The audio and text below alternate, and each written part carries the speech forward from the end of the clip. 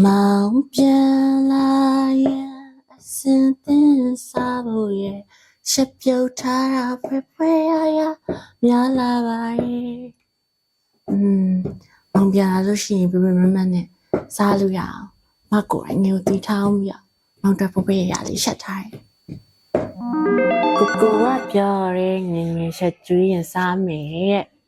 နဲ့တူနေကြရင်နဲ့လက်သေးလေးရဲ့နဲ့ကိုရိုက်ဆိုလို့ပြီးမယ်ကိုရင်မြအလိုက်တိတက်လိုက်တာနော်ဘာမှတော့ပြောကြမလို့လေတဲတဲလေးကိုချီတိုးပြီးမယ်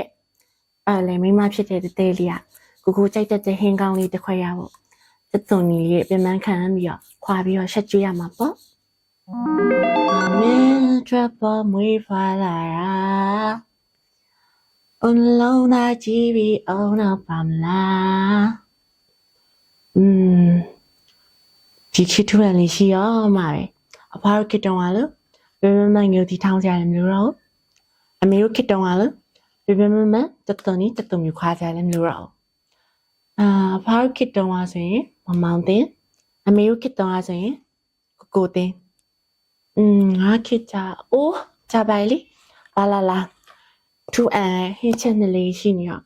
အားလုံးစီးကြည့်ပါ